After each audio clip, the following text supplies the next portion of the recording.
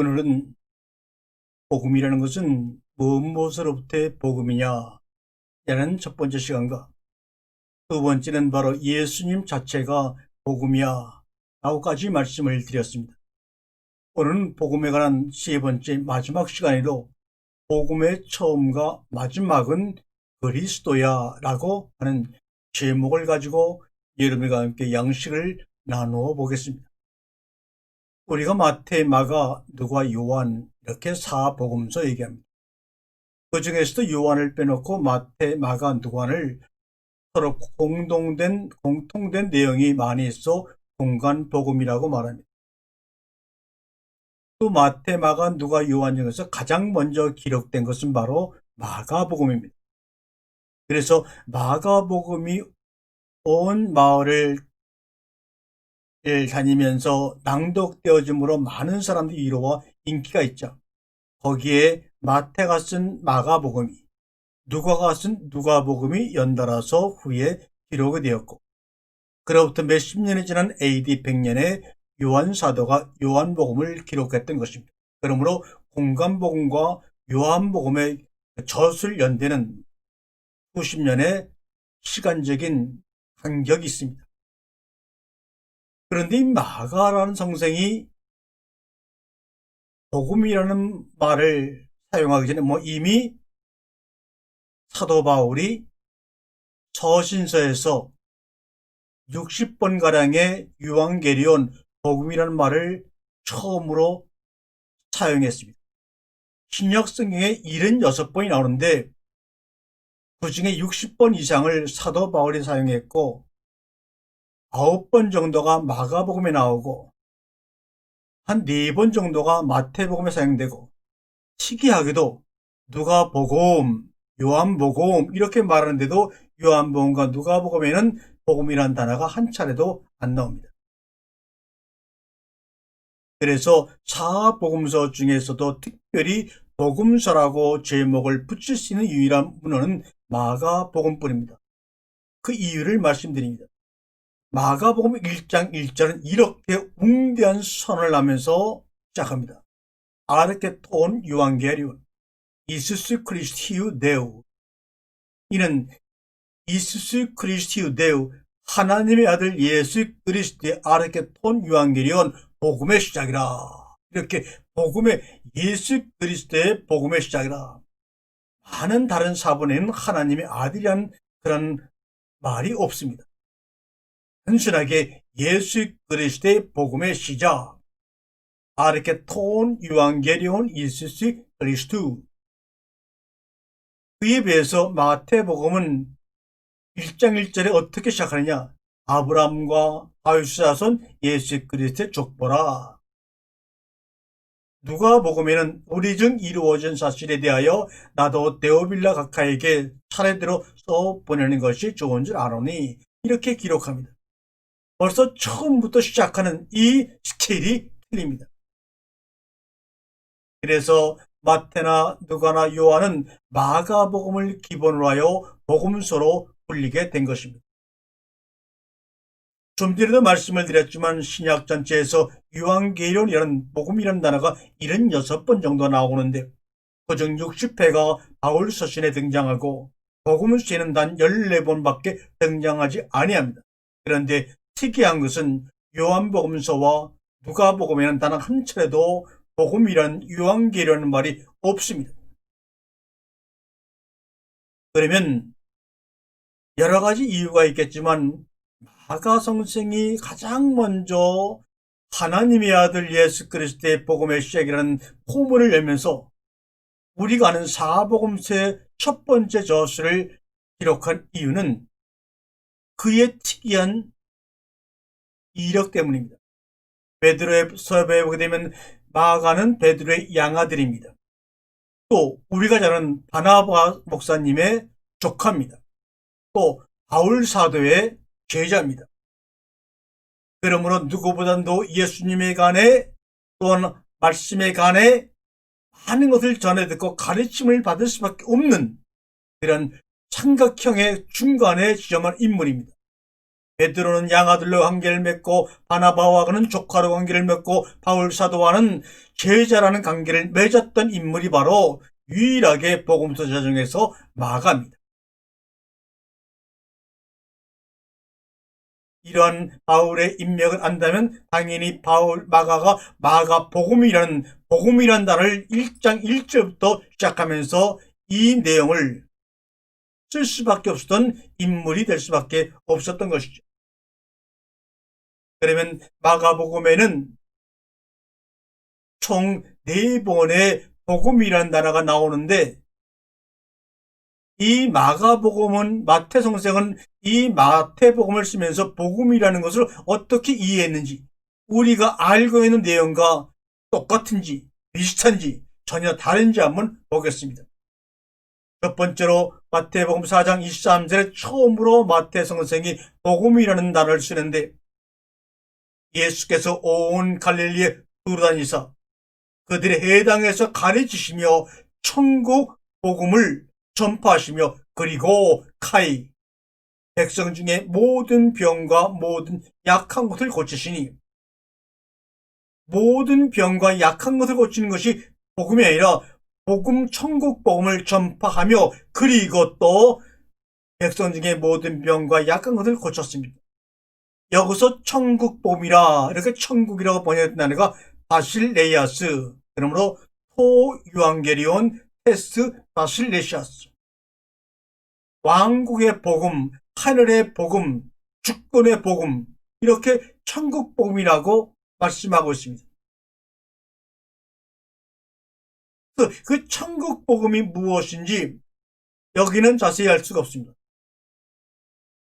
하나님의 주권, 나라의 왕의 소식, 그것은 바로 예수 그리스도를 의미하는 겁니다. 그러므로 마태성경이 4장 23절에 천국 복음이라 할 때 그 천국 복음은 바로 예수 그리스도를 의미하는 것입니다. 또한 두 번째로 9장 35절에 예수께서 모든 도시와 마을에 두루다니사 그들의 해당에서 가르치시며 천국 복음, 또 똑같이 호유앙게리온 테스바실레스를 전파하시며 그리고 4장의 내용과 똑같습니다. 또한 24장 14절에 이 천국 복음이 모든 민족에게 증언되기 위하여 온 세상에 전파되리니 이제야 끝이오리라. 우리가 알고 있던 무엇으로부터의 삶, 무엇으로부터의 승리, 이것이 복음이라고 말씀하지 않고 있습니다. 복음의 내용이 없습니다. 그죠? 천국 복음, 예수 자체가 복음이심을 계속해서 말씀하고 있습니다. 그러면 예수의 어떤 면이, 역사적이고 실존하신 예수의 어떤 면이 우리에게 복음이라고 말씀하고 있냐? 바로 4장과 9장과 24절을 요약하여 마태복음 26장 13절에 드디어 그 천국의 주인이신 그분에 대한 얘기가 나오는데, 한 여인이 갑자기 쳐들어와 예수의 발과 몸에 비싼 향유를 뿌립니다. 이 향유를 뿌리는 것을 보고 제자들이, 아니 이 비싼 향유를 왜 쓸데없이 여기다 뿌리냐, 이것을 팔아서 가난한 자들을 도와주면 예수님도 얼마나 좋아할 텐데 라고 막 나무라자 예수님이 그 소리를 듣고 조용히 말씀하십니다. 내가 진실로 너희에게 이르노니 온 천하 어디에서든지 이 복음이 전파된 곳에는 이 여자가 행한 일도 함께 기억하라 하시니라. 이 여자가 한 일이 뭡니까? 주님이 나의 장사를 기념하는 것이라고 말씀했습니다.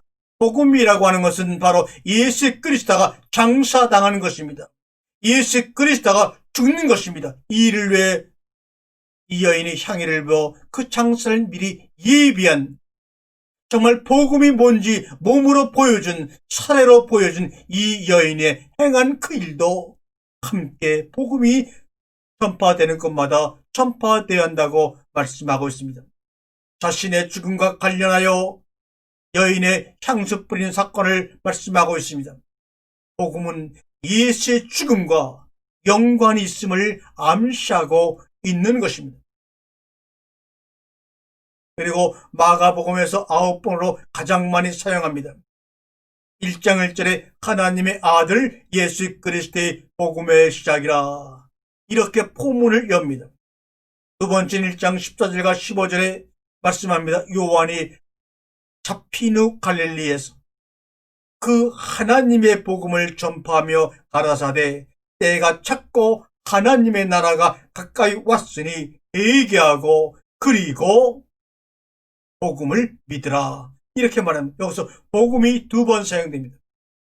하나님의 복음 토 유앙게리온 투데우 그 하나님의 복음을 전파한다. 하나님의 복음이 뭡니까? 아직도 예수 그리스도가 십자가에 잡혀 돌아가기 전이었지만 그 하나님의 복음은 예수를 통해서 그리스도가 전파되는 것입니다. 가라사대 때가 찼고 하나님의 나라가 가까이 왔으니 엥기조라는 헬라어입니다. 그런데 우리는 가까이 왔으니 미래형처럼 느껴지게 번역이 되었지만 원래 원문에는 능동적으로 이미 때가 행위가 완료된 완료형으로 쓰였습니다. 그러므로 가라사대 때가 찼고 하나님의 나라가 왔다 이 말입니다. 그러면 하나님의 나라가 그들 눈에 보이기에는 아무것도 온 것이 없습니다. 오히려 이 마가복음이 기록될 당시 AD 70년에는 애굽의 종살에 이어 아시리아와 바빌론과 그리스에 이어서 완전히 로마에게 완전히 점령당한 그 점령의 시기가 AD 70년인데 완전히 그동안 경험하지 못한 성전의 파괴와 나라의 파괴가 이루어진 그 시점에 마가 성승이 하신다는 말씀이 하나님의 나라가 왔어. 자신의 나라가 파괴당함과 하나님의 나라가 온 것이 동일한 시간대 공간에서 이루어졌다는 말입니다. 그러므로 볼 수 있는 자들은 파괴되는 현장에서 하나님의 나라의 삶을 누릴 수 있다 이 말이요. 하나님의 나라가 왔으니 회개하라. 이것도 명령입니다. 메타노이테 이것도 현재는 하나님의 나라가 너희 앞에 왔으니 목격을 하고 있으니 회개하라. 회개라고 하는 것은 회개하라 천국이 왔다. 회개라는 것은 아무나 하는 것이 아닙니다. 아무에게나 회개하라고 주님이 말씀하신 것이 아닙니다. 일반 대중에게 말씀하신 것이 아닙니다. 하나님의 나라가 온 것을 목격한 자만이 그 하나님의 나라의 권능의 힘으로 자신의 생각을 포기하고 바꿀 수밖에 없습니다. 하나님의 나라가 왔으니 회개하라고 합니다. 그러나 주님은 회개하라 하나님의 나라가 왔다고 말합니다. 같은 말이죠. 하나님의 나라가 그 안에 이루어지게 되면 마음이 바꿔질 수밖에 없어요. 마음이 바꾸어진 자들이 하나님의 나라를 경험할 수가 있는 것입니다. 그러므로 회개하지 아니하면 하나님의 나라가 오지 않는 것이 아니라 이미 하나님의 나라가 앵기죠 왔으니 회개하라 이 말입니다. 여러분의 회개와 정말 죄를 뉘우치는 것이 하나님의 나라를 오게 하는 동기가 절대로 아닙니다. 하나님의 나라가 왔으니 회개하라. 그리고 카이 우리는 우리나라 말에는 복음을 믿으라. 복음이 목적격으로 되어 있습니다. 그러니까 복음을 믿게 되니까 그 복음이라는 것은 어떤 사건의 결과나 동기나 행위를 얘기라고 이해할 수밖에 없죠. 왜? 그것을 믿어야 되니까. 행위를, 결과를 믿어야 되니까. 그러나 성경에 보니까 피스테오, 그 복음 안에서 믿으라고 말합니다. 복음을 믿는 것이 아니라 너희가 하나님 나라가 왔으니 회개하고 복음 안에서 믿어라.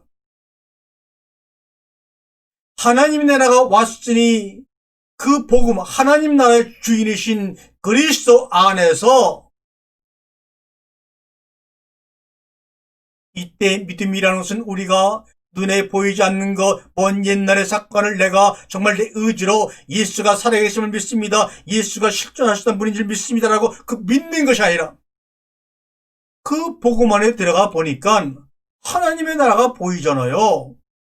하나님의 나라가 보이고 경험되어지니까 당연히 내 마음이 바꾸어질 수밖에 없는 거 아닙니까?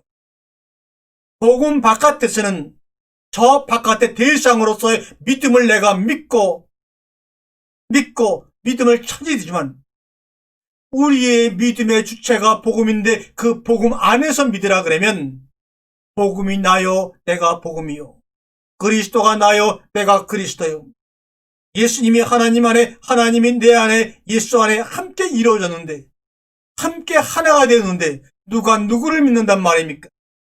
복음 안에서 믿으라. 이렇게 원문에는 나와 있습니다. 또 8장 35절에 보니까 누구든지 자기 목숨을 구원하고자 하면 잃을 것이요.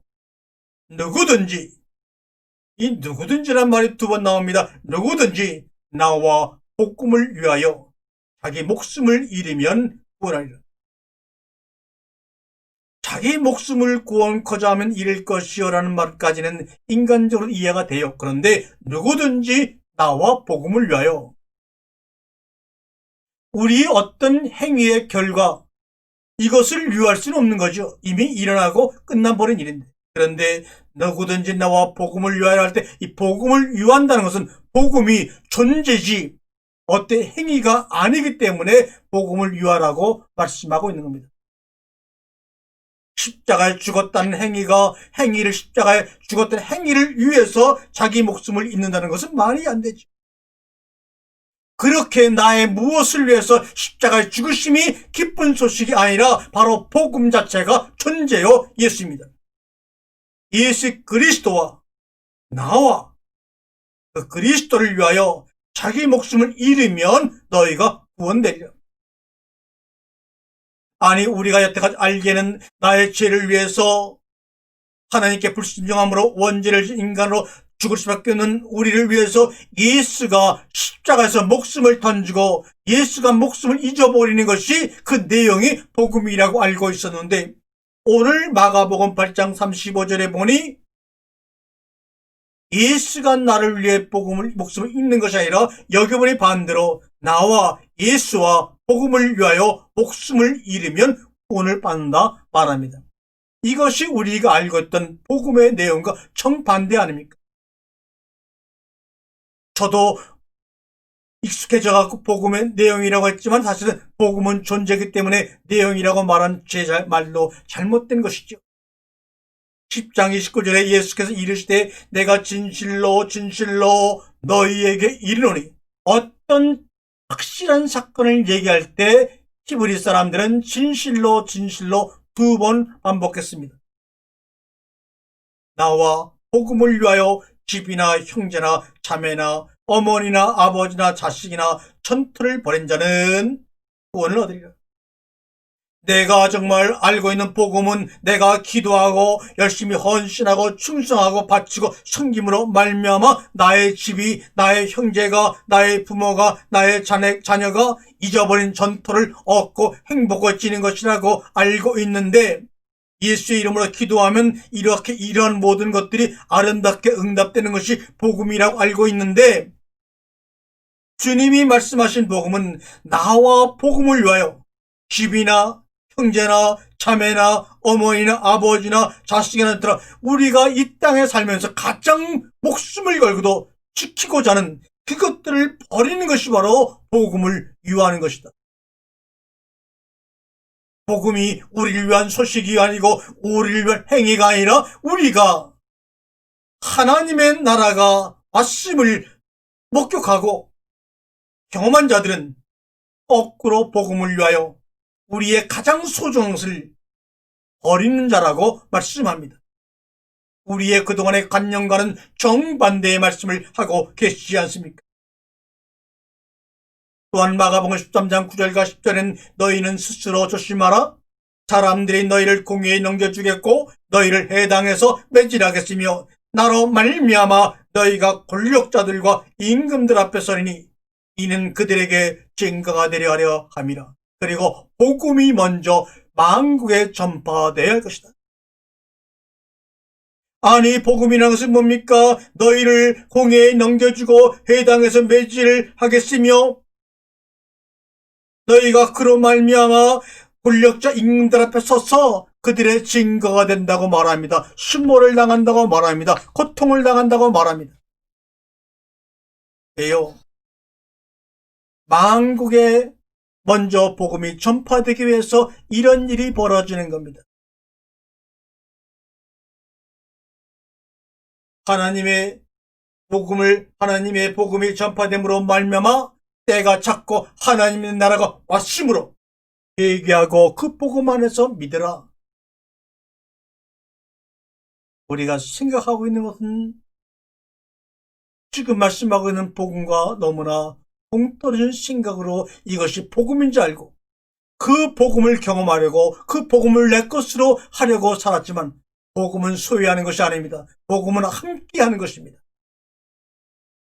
그 함께함의 간격 때문에 매질을 당해도 채찍질을 당해도 감옥에 갇혀도 굶주려도 감당할 수 있는 바울의 고백이 나오는 것입니다.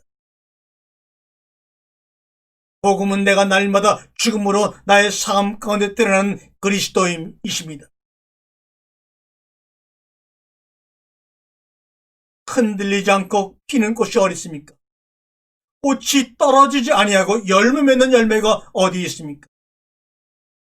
여러분의 꽃이 꽃으로 강건하기 위해서는 바람에 흔들려주면 그 꽃의 향기를 맡고 벌이 날아오고 나비가 날아와서 그 꽃의 생명을 온 사방에 펼치는 것이고 벌이 오고 나비가 와서 그 꽃의 수분을 먹음으로 얼마 뒤에 꽃이 땅에 떨어지면 모든 피조물들에게 생명을 주는 아름다운 열매가 맺히는 것이 아닙니까? 이것이 바로 복음입니다. 마가복음 14장 9절에 내가 진실로 너에게 이르노니 온 천하 어디에서든지 복음이 전파되는 곳에는 이 여자가 행한 일도 말하여 그를 기억하라 하시니라. 복음이라는 것은 예수가 죽음으로 말미암아 신의 아들로 그리스도로 증거되는 것입니다. 그리스도로 증거된 그분이 우리 속에 들어와서 우리도 하나로 그리스도가 되는 것, 우리의 존재 자체가 그리스도가 되는 것, 우리 존재가 바로 복음이 되는 것, 이것입니다. 복음은 존재지 행위요 내용물이 아닙니다. 마가복음 16장 14절 15절에 그 외 11제자가 음식을 먹을 때 예수께서 그들에게 나타나사 유일하게 마가복음에서 부활 후에 복음을 얘기하는 장면은 딱 하나입니다. 그들에게 나타나사 그들의 믿음 없는 것과 마음이 완악한 것을 꾸짖으시니 이는 자기가 살아난 것을 본 자들의 말을 믿지 아니함이라. 살아난 것을 본 자들의 말을 믿지 아니함이라는 것은 바로 뭡니까? 예수의 죽음을 얘기하죠. 예수가 죽음으로 그리스도로 부활해야지만 그들에게 복음이 이루어지고 하나님의 나라가 이 땅에 보여지고 그로 인해서 고난과 고통과 매질과 치질과 자신의 목숨을 버릴 수 있는데 아직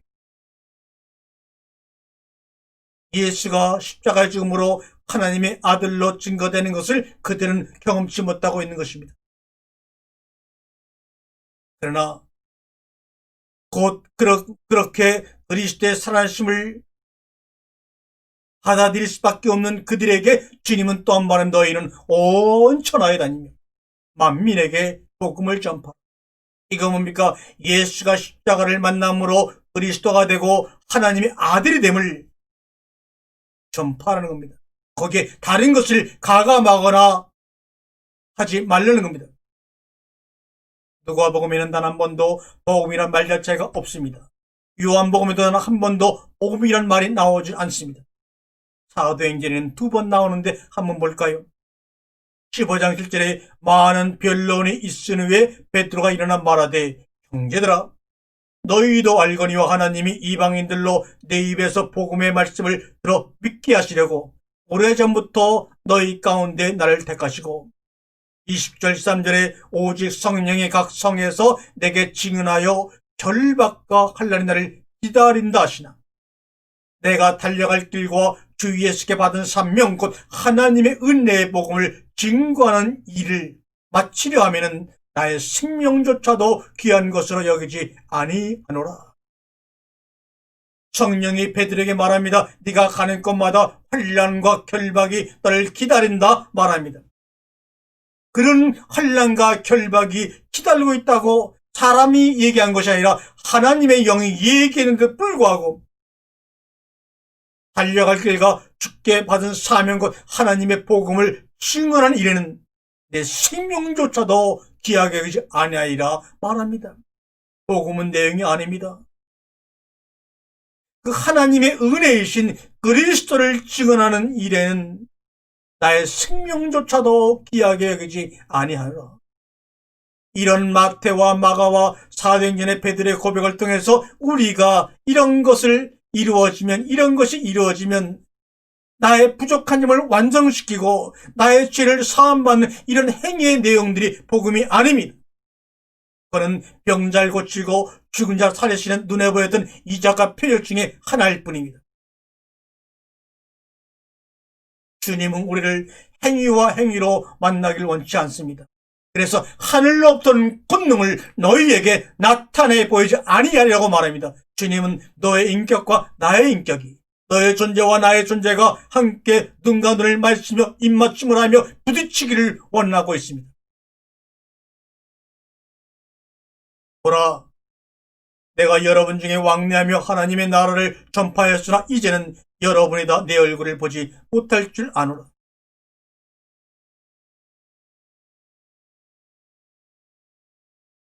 사도 바울이 말합니다. 이 복음을 증거하는데 내가 다시는 너희들의 얼굴을 보지 못할 줄 아니라 유언과 같은 말씀을 바울 성생이 하고 있습니다.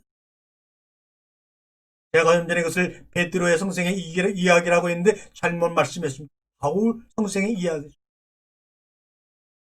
복음이 무엇인지 알았기에 그분이 존재로 부딪혀오고 인격으로 부딪혀옴의 감격이 얼마나 큰 것을 알았기에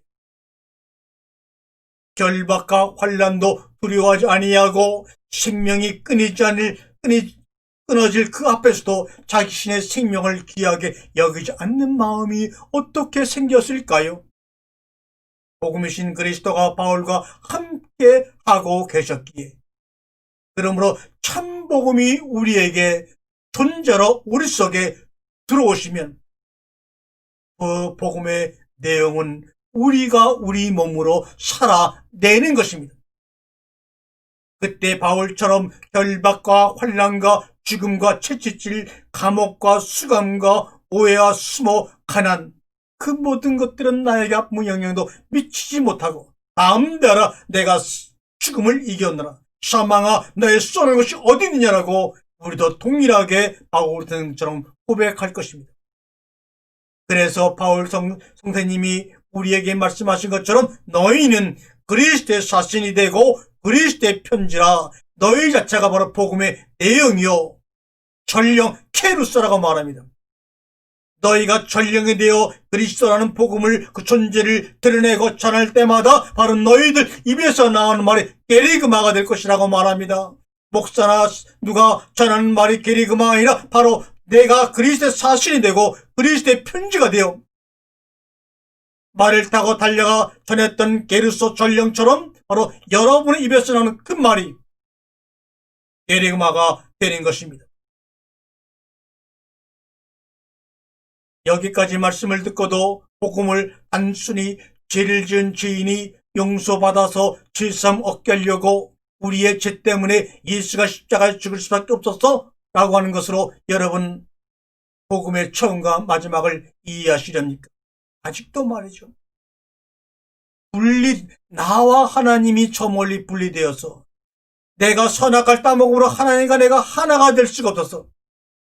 그래서 내가 두려운 마음으로 숭배하고 신성시하던 그 하나님을 이제 그 복음이 존재가 되어 나에게 들어올 때 내 아버지로 깨닫고 또 아버지로 발견되어 하나됨으로 이제부터 모든 일은 내가 하는 것이 아니라 아버지가 하시고 아버지와 내가 함께하고 그 아버지가 내 일에 최종 결정권자요 책임자라는 깨달음과 감격이 넘치기에 가능했던 일이 아닙니까? 복음이란 단어를 말씀드린 것처럼 성경에 처음 등장시킨 사람은 바로 바울 선생입니다. 즉, 유한계련은 사도 바울의 신학적 어휘 속에서 중심을 형성하는 하나의 개념이라고 할 수가 있습니다. 신약의 중요 어휘로서 유한계련을 확고한 하나의 중심 개념으로 자리 잡게 한 것은 사도 바울 선생님의 큰 공헌이라고 말할 수가 있습니다. 그래서 바울의 유한계련과 마가의 유한계련이 함의의 함축된 의미의 연속성을 지니고 있다고 생각하면 거대한 착오에 속합니다. 같은 유한계련, 복음이라는 말을 사용했지만 바울의 유한계련과 마가의 유한계련은 의미가 틀립니다. 결론부터 말하자면 마가의 유한계련은 바울의 유한계련을 부정하는 데서 출발하는 것입니다. 독자는 부정이라는 말이 과격하다고 생각하는 사람들을 위하여 보다 부드럽게 말한다면 마가의 유한계련은 바울의 유한계련과 전혀 다른 차원의 맥락을 도입하는 데서 출발하였기 때문입니다. 그것은 바로 같은 차선을 달리는 두 대의 다른 자동차가 아니라 출발지도 다르고 차선도 다른 전혀 이질적인 단 두 개의 복음의 소리인 것입니다. 왜 그럴까요? 왜 그렇게 같은 복음의 말을 쓰면서 마가의 복음과 바울의 복음은 전혀 다른 의미를 함축하고 있을 수밖에 없었을까요? 그 이유는 바로 바울과 마가의 차이점입니다. 마가는 베드로의 양아들이요 바나바의 조카요 바울의 제자라는 그런 여러 가지 환경 속에서 다양한 예수에 대한 구전의 소식을 들었고 또 살아생전에 예수를 만난 적도 있습니다. 또 예수의 수제자인 베드로로부터 얼마나 많은 예수님에 관한 내용과 복된 소식을 들었겠습니까? 그러나 바울은 예수를 협박하고 모독하고 예수를 믿는 사람을 죽이러 다니던 그런 한 청년이었습니다. 그러다가 우연히 다메섹 도상에서 하늘로부터 빛을 받아 눈이 멀고 하나님의 음성을 들음으로 예수를 알게 되었습니다. 간접적으로 알게 되었습니다. 바울은 예수를 전혀 알지를 못했습니다. 그저 죽여야 될 이교도의 개수라고만 알았습니다. 또한 같은 연령이 비슷한 나이고 좁은 적의 같이 활동했지만 이상하게도 한 번도 바울과 예수는 생전에 만난 적이 없습니다. 서로 교류한 적도 없습니다. 예수 믿는 사람을 그렇게 많이 잡아들이고 죽였지만 정작 예수의 믿는 자들의 계신 예수는 한 번도 만난 적도 없습니다. 그런 바울이니 당연히 그의 복음의 출발은 당연히 역사적 실존적 예수로부터 출발할 수가 없습니다. 그래서 바울의 유한계련은 예수를 주어로서 주체로서 인식하는 기쁜 소식이라기보다는 하나님을 주제로 삼는 기쁜 소식이었던 것입니다.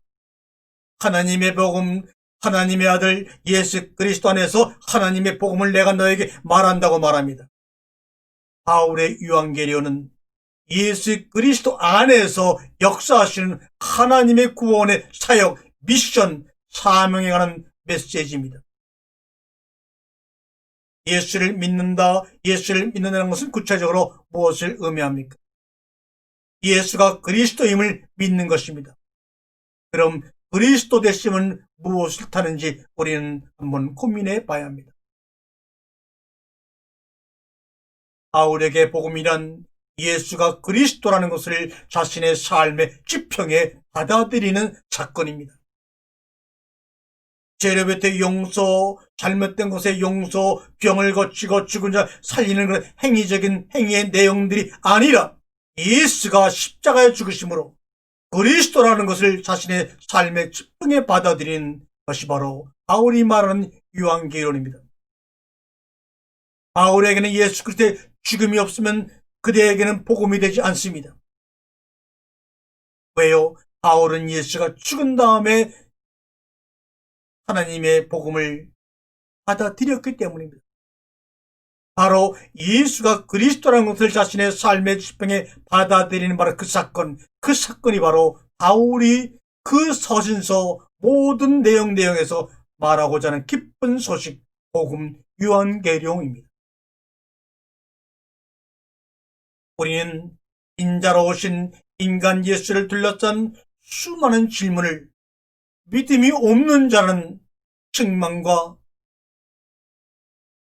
퇴당함을 당하기 싫어 2000년 가까이 가슴에 묻고 살아왔습니다. 이 땅의 젊은이들도 예수를 둘러싼 다양한 질문을 하고 싶지만 교회의 분위기 때문에 가슴에 감추고 살아왔습니다. 믿음이 없다고 할까봐, 불순종자라고 수위를 받을까봐, 신앙생활에 어려움을 자초하고 싶지 않아, 목사와 성도와의 원만한 관계를 유지하고 싶어서 등등 다양한 이유를 가지고 말합니다. 그러나 이 이유의 목록을 보면 성경과 하나님과 예수님과는 전혀 상관이 없는 이유들로 질문을 못하고 있던 것이 판명되는 순간입니다. 예수가 기독교를 만들었을까? 예수가 인간을 죄인으로 인식했는가? 선악과와 원죄를 인해서 말이야.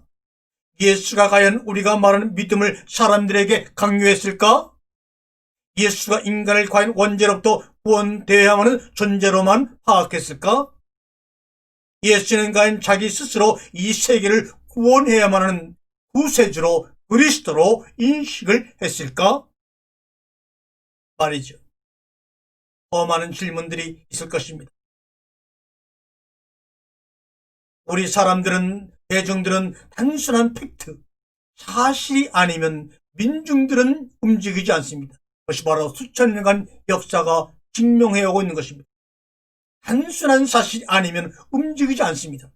바로 강화문의 촛불혁명이 그것을 증명하고 있습니다.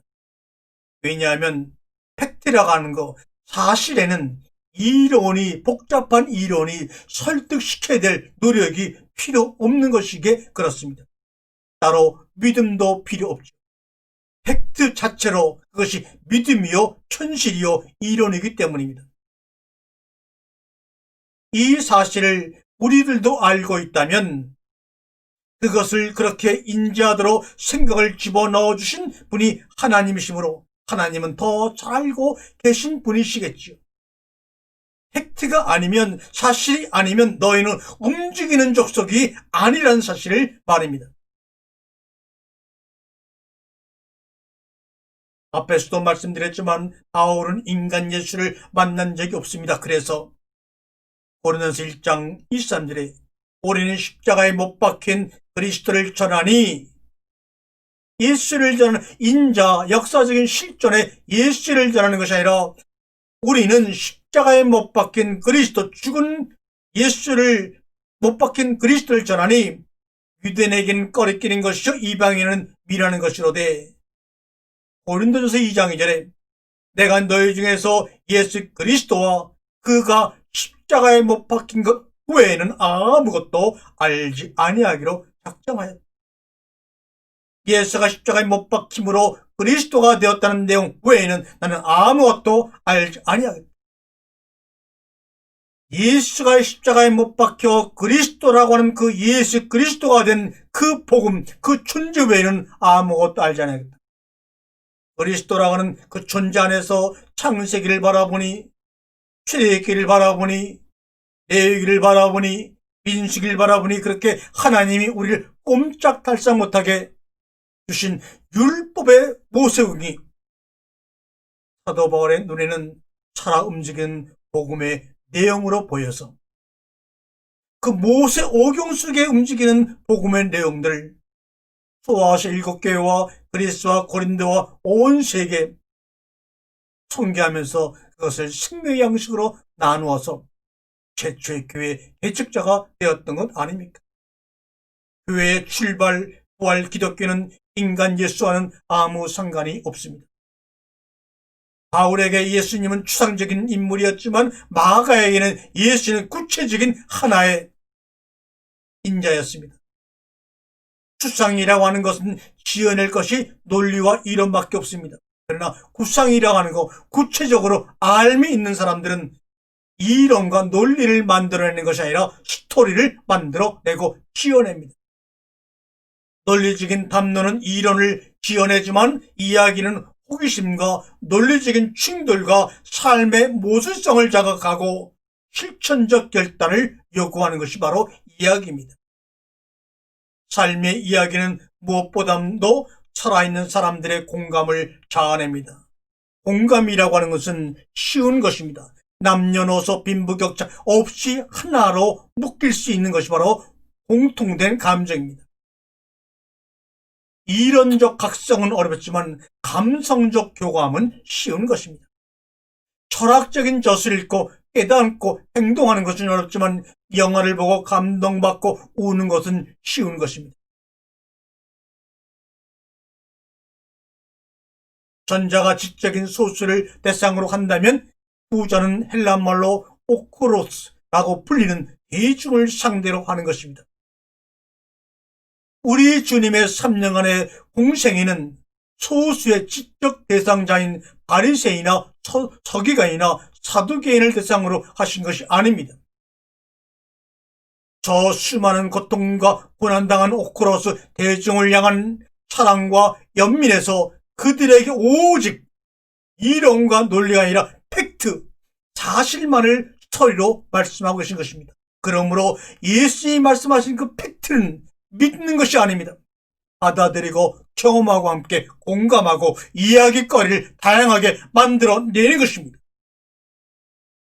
AD 70년 예루살렘의 멸망과 마가복음의 성립, 이 당시 이스라엘의 환경은 그리스의 비극 서사시가 왔다가도 도망칠 정도로 더 험악하고 험난한 비극적 상황에 놓인 상황이었습니다. 거기서 마가복음은 이야기했던 것입니다. 사계절이 일어나고 과학이 발달하고 편리하고 어림없는 이 땅의 성도들이 느끼는 복음의 젖을 시기와는 전혀 다릅니다. 그럼 이렇게 편안하게 아무 데서나 읽을 수 있는 인쇄된 글자를 문자로 바라보면서 복음이라고 느끼는 우리의 감정과 예루살렘이 멸망당하고 성전이 파괴되고 정말로 그리스의 4대 비극의 시인들이 왔다가도 도망치는데 험난한 고통 속에서 그것을 복음으로 받아들이는 그들과 우리는 하늘과 땅 아닙니까? 당시 느끼는 복음, 마가가 살았을 때 그 복음을 만든 이스라엘 백성들, 어디가 참된 복음을 느끼기에 쉬운 환경에 놓여 있었을까요? 바울이 예수의 죽음을 선포하는 유앙계론의 선포자였다면 마가는 예수의 삶을 선포하는 유앙계론의 창시자입니다. 예수의 삶을 선포하는 유앙계론과 예수의 죽음을 선포하는 유앙계론이 만나서 하나가 되는 것입니다. 삶과 죽음이 하나가 되어 우리 가운데 그리스도가 들어오셔서 우리의 삶이 처음부터 마지막까지 그 복음의 내용으로 살다가 이 땅을 떠나는 것입니다. 그래서 이 땅에 던져진 것입니다. 그것이 바로 우리의 의지요, 우리의 선택이요, 사랑입니다. 바울의 유앙계론은 편지로, 권면으로 표현되었고 이론으로 표현되었다면 마가의 유앙계론은, 마가의 복음은 이야기거리였고 감동이었고 드라마였고 우리나라 말하면 판소리요, 낭독이었습니다. 불교로 말하면 탑돌이 행사였습니다. 부처의 사례가 있는 그런 절마다 하나의 그 탑을 만들었는데 그 사례를 보러 왔다가 그 탑지를 돌고 있는 부유층의 여인들에게 그 부처의 이야기를 해주는 탑돌이 문화가 불교에서 지금도 성행합니다. 그런 것처럼 마가의 복음서는 그렇게 불교의 탑들이처럼 판술의 낭독처럼 주변 사람들에게 생동감을 주는 이야기거리로 그들에게 들려주었던 것입니다. 두 유앙계련, 바울의 유앙계련과 마가의 유앙계련은 전혀 차원이 달리하는 것입니다. 그러나 하나가 되면 온전한 그리스도로 우리에게 다가오는 것입니다. 바울이 예수의 십자가의 사건의 의미를 물었다면 마가는 예수의 생애를 있는 그대로 보여주려고 노력했습니다. 예수 죽음의 복음, 안 보이는 내면의 복음 존재와 그대로 다 드러나는 보이는 존재 삶을 우리에게 두 양반이 보여주었습니다. 예수의 삶이 그 자체로 하나의 복음이라는 것을 선포하는 새로운 개념의 유한계련 문학이 바로 마가복음입니다. 마가복음 1장 1절 읽을 때마다 가슴이 뚱두근거리는 것을 참을 수가 없어요. 예수 그리스도의 복음의 시작이라. 바로 여러분의 생애가 예수 그리스도의 복음의 시작이 될 줄로 믿습니다.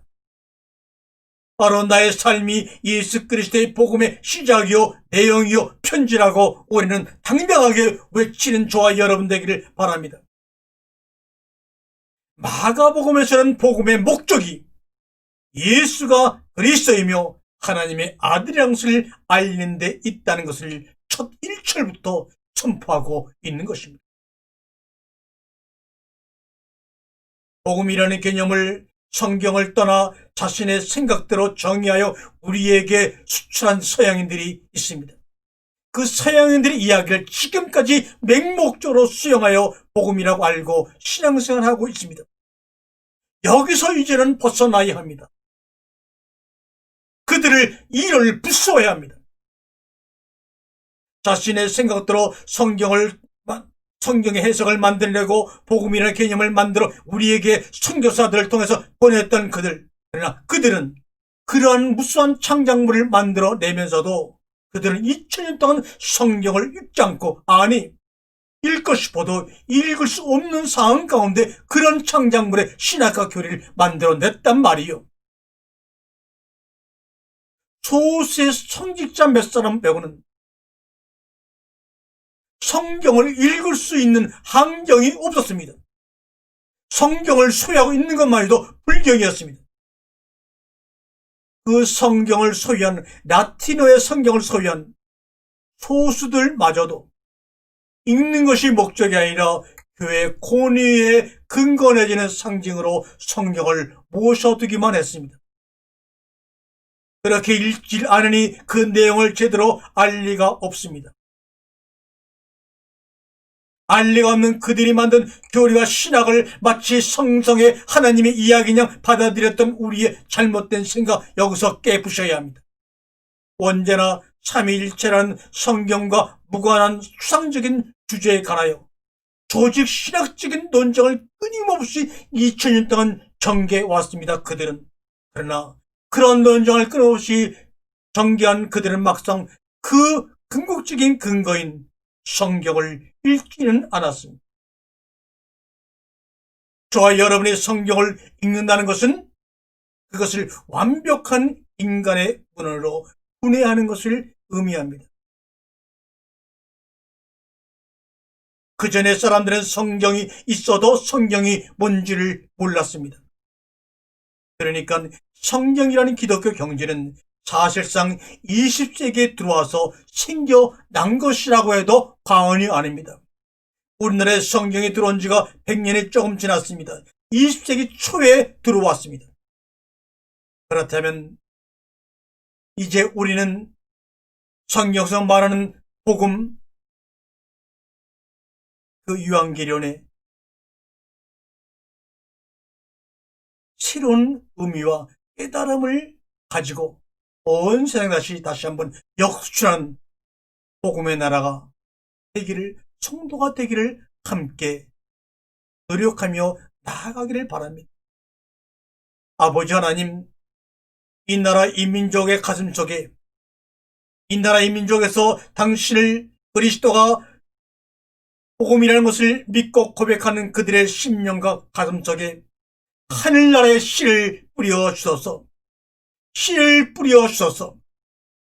씨가 그들의 몸속에 실뿌리를 내려서 싹이 나고 줄기가 자라 마침내 아름다운 꽃이 펴서 흔들리는 바람으로 인해 그 모든 꽃잎이 떨어질 때 열매는 열매를 온 세상 많은 사람들에게 먹일 수 있는 자신의 죽임을 날마다 경험하는 복된 성도가 되기를 오늘 시간 간절히 기도하며 축원을 드립니다. 아멘.